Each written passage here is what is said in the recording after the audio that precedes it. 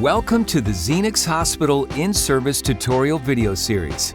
This series provides detailed information about the Zenix Monitor Defibrillator and its functionality. These videos serve as an adjunct to formal training. Please take time to read the operator's guide, available online at zoll.com. Obtain formal training from an appropriate authority before using Zenix for patient care. In this video, we will review the best practices for using the Zenix Monitor Defibrillator with the pediatric and neonate patient population. When Zenix pediatric electrodes are connected to the multifunction cable, patient type automatically changes from adult to pediatric. To manually change the patient type, use the navigation bar to select pediatric or neonate. The energy delivery joule settings adjust when the patient type is changed to neonate. When the patient type is changed to pediatric, the device automatically adjusts the AED algorithm, energy delivery joule settings, CPR feedback, and NIBP maximum cuff inflation. Zenix pediatric and neonate default defibrillation settings are configurable. Familiarize yourself with your institution's defibrillation settings prior to use. The Zenix default defibrillation energy escalation protocol for pediatric patients is 50, 70, 85 joules.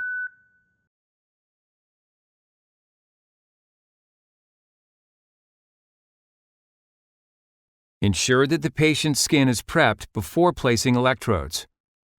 Place the electrode by pressing one edge of the electrode first and then rolling the remainder of the electrode across the prepared skin area.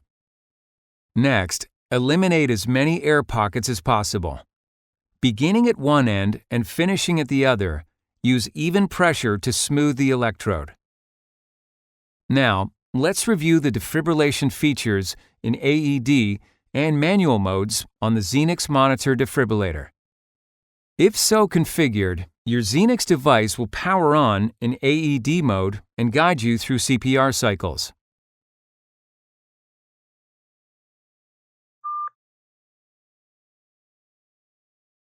Stand clear.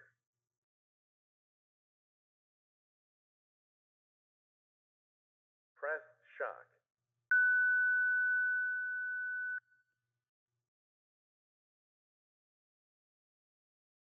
Perform CPR. Following defibrillation, Zenix prompts you to continue CPR. Perform CPR according to your local protocols. After just a few compressions, the CPR dashboard automatically appears on the screen. Real CPR Help technology provides real-time feedback on compression rate and depth. This feedback is displayed in white. Another important feature in the CPR dashboard is the CPR countdown timer. This indicates the amount of time remaining in the current CPR interval. The timer counts down from 2 minutes, marking 2-minute cycles of chest compressions. If chest compressions are paused, a CPR idle timer appears. The idle timer helps ensure interruptions in chest compressions are as brief as possible. When compressions resume, the idle timer disappears from the screen. The timed CPR cycle will continue unless you select pause or place Zenix in manual mode. To defibrillate in manual mode, select Manual on the navigation bar and select Yes to confirm. Manual defibrillation is a 3-step process. First, confirm energy select joules. Next, press the charge button. Finally, deliver the shock. To disarm the Zenix Monitor Defibrillator at any time once it has been charged, select the red disarm key located on the right side of the defibrillation dashboard. In manual mode, pressing Analyze prompts the user through a CPR protocol. Stand clear.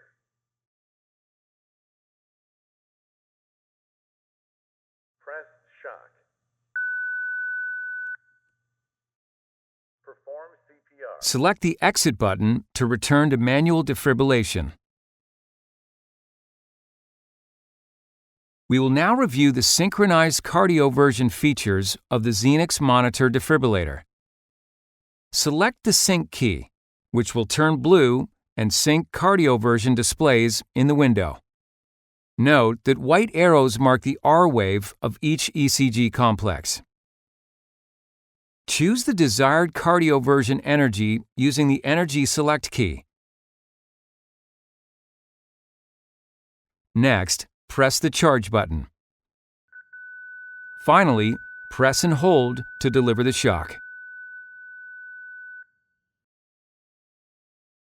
We will now review the transcutaneous or external pacing feature of the Zenix Monitor Defibrillator. Ensure therapy electrodes and a 3-lead ECG are placed on your patient. Select Pacer mode. The Pacer dashboard appears at the bottom of the screen. Note, the Pacer is initially off. Use the plus and minus keys to adjust the heart rate. Once you increase the output milliamps, the Pacer will initiate and the display will show Pacer on. Once the Pacer is on, solid white lines will appear on the ECG, and the letter P will appear below the marker. Increase output until capture is achieved.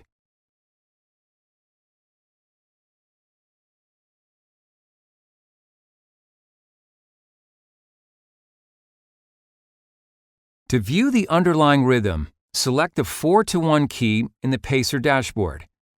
The Pacer will deliver 1 out of every 4 stimuli for the next 10 seconds, allowing you to see the underlying patient rhythm. Once mechanical and electrical pacing is confirmed, consider using the lock button to disable the touchscreen. To discontinue pacing, adjust the output milliamps to 0 or simply return Zenix to manual mode. Zenix will retain the most recent Pacer settings until the patient case is over and the device is powered off. We will now review how to monitor heart rate, ECG, pulse oximetry, mainstream end tidal carbon dioxide, and non-invasive blood pressure. This will empower you to provide advanced physiological monitoring with your Zenix Monitor Defibrillator. While monitoring a patient in manual mode, you can display up to 4 waveforms. The first waveform at the top of the display window is always an ECG waveform. The HR parameter box displays heart rate derived by default from the ECG monitoring function or from a user-specified monitoring function. Highlight and select the heart rate window to adjust general settings and alarms.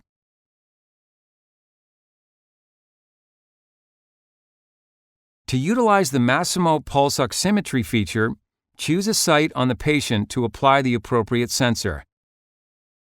The site should be well perfused.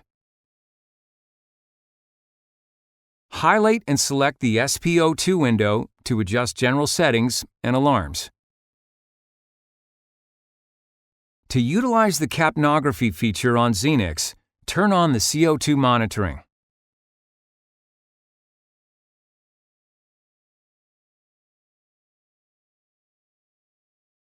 Select the IRMA airway adapter based on the patient's ET tube diameter and monitoring situation. Attach the IRMA airway adapter to the CO2 probe. A green LED indicates that the probe is ready for use. Attach the airway adapter to the circuit. The CO2 waveform and numeric value appear on the screen. Highlight and select the EtCO₂ numeric window to adjust general settings and alarms.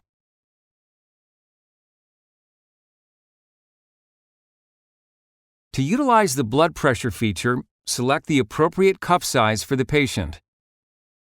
Press the NIBP key.